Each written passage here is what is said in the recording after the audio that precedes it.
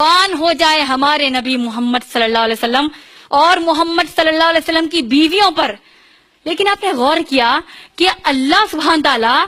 اللہ کے نبی صلی اللہ علیہ وسلم کی گھر کی عورتوں، اللہ کے نبی صلی اللہ علیہ وسلم کی بیویوں کو حکم دے رہے ہیں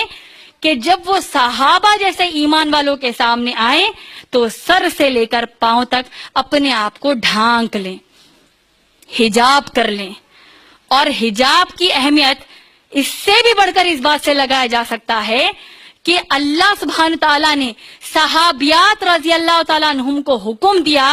کہ اگر وہ محمد رسول اللہ صلی اللہ علیہ وسلم کے سامنے آئیں تب بھی وہ حجاب کر کر آئیں.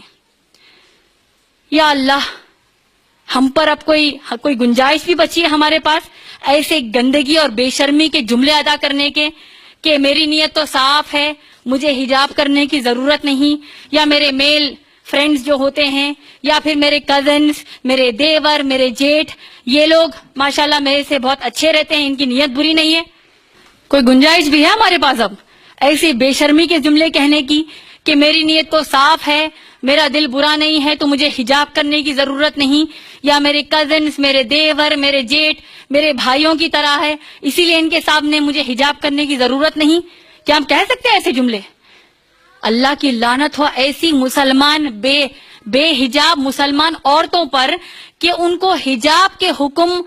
کی جو اہمیت ہے اس بات سے بھی ان کو اندازہ نہیں لگ رہا ہے کہ اللہ کے نبی صلی اللہ علیہ وسلم کے سامنے آتے وقت صحابیات کو کہا جا رہا ہے کہ اگر تم کائنات کے رسول کے سامنے آؤ صلی اللہ علیہ وسلم کے تب بھی تم کو حجاب کرنا فرض ہے.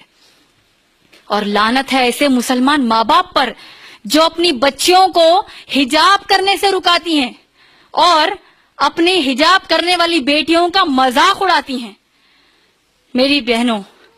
بھولے سے اپنا برقع نہیں اتارنا، حجاب نہیں چھوڑنا، کیونکہ ذرا سوچئے کہ اگر آپ میں سے کوئی، ہم میں سے کوئی اللہ کے نبی صلی اللہ علیہ وسلم کے زمانے میں ہوتی تو کیا آپ بے حجاب ہو کر اللہ کے نبی صلی اللہ علیہ وسلم کے سامنے آنے کی جرت کرتی؟